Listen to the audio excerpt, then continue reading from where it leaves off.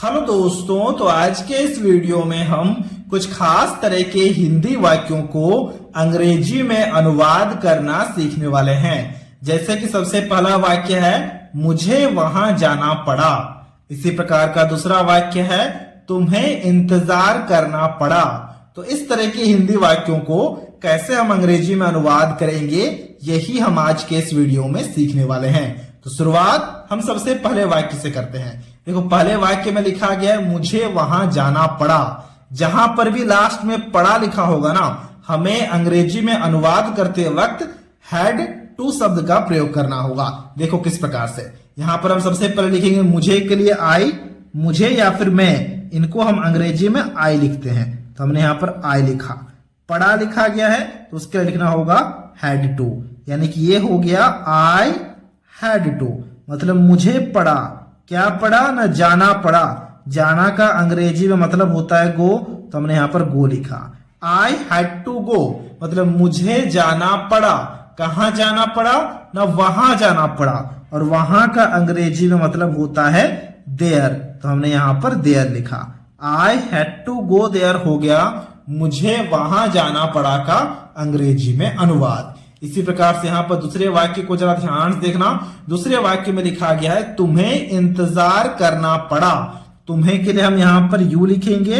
यहां पर भी देखो लास्ट में क्या लिखा गया है, पढ़ा लिखा गया है, तो इसके लिए भी हम यहां पर लिखेंगे हैड टू। तो हमने यहां पर लिखा यू हैड टू, मतलब तुम्हें पड़ा। क्या पड़ा ना, इंतजार करना पड़ा। और इंतजार करना का अंग्रेजी में मतलब होता है वेट, तो हमने यहां पर वेट लिखा।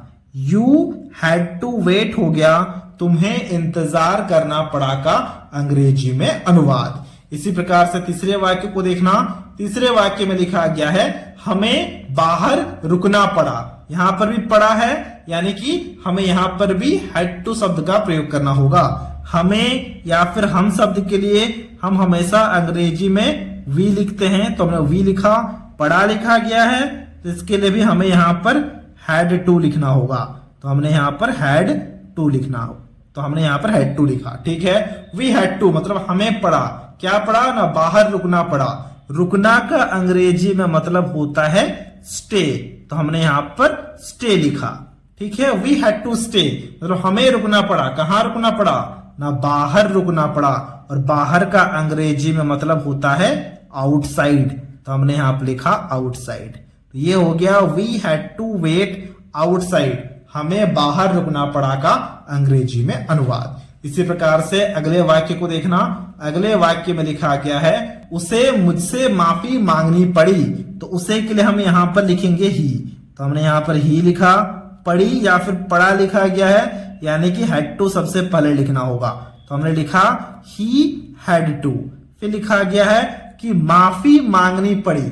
माफी मांगना का अंग्रेजी में मतलब होता है अपोलोजाइज, तो हमने यहां पर अपोलोजाइज लिखा। ही हैड टू अपोलोजाइज मतलब उसे माफी मांगनी पड़ी। किससे माफी मांगनी पड़ी ना, मुझसे माफी मांगनी पड़ी, तो हम यहां पर लिखेंगे ही हैड टू अपोलोजाइज मी, मतलब उसे मुझसे माफी मांगनी पड़ी। ठीक है, इसी प्रकार से यहां पर पांचवें वाक्य को देखना। पांचवें वाक्य में लिखा गया आपको यहां आना पड़ा। आपको या फिर तुमको, इनका अंग्रेजी में मतलब हम यू ही लिखते हैं, तो हमने यू लिखा। पढ़ा तो हमें यहां पर भी हैड टू लिखना होगा, तो हमने यहां पर भी हैड टू लिखा। आना पड़ा, यानी कि यहां पर आना लिखा गया है, तो आना के लिए हम क्या लिखेंगे, कम लिखेंगे। कहां आना पड़ा ना, यहां आना पड़ा। और यहां का अंग्रेजी में मतलब होता है हेयर, तो हमने यहां पर हेयर लिखा। You had to come here हो गया आपको यहां आना पड़ा का अंग्रेजी में अनुवाद। इसी प्रकार से यहां पर छठे वाक्य को देखना। छठे वाक्य में लिखा गया है मुझे पढ़ना पड़ा। अब इसके ट्रांसलेशन को अभी आपको खुद से करना है और हमसे कमेंट बॉक्स में जरूर शेयर करना है। पढ़ना का अंग्रेजी मतलब क्या होता है, पढ़ना का अंग्रेजी में मतलब होता है स्टडी। मैं यहां पर लिख देता हूं ताकि कोई भी कंफ्यूजन ना हो। अब आप इसके ट्रांसलेशन को काफी आसानी से कर पाओगे। ट्रांसलेशन को खुद से करना है और हमसे कमेंट बॉक्स में जरूर शेयर करना है। तो ये था आज का वीडियो। अगर आपको ये वीडियो अच्छा लगा है तो इस वीडियो को एक लाइक जरूर कर देना। और कुछ इसी प्रकार के वीडियोस को देखने के लिए आप हमारे चैनल को भी सब्सक्राइब कर सकते हो।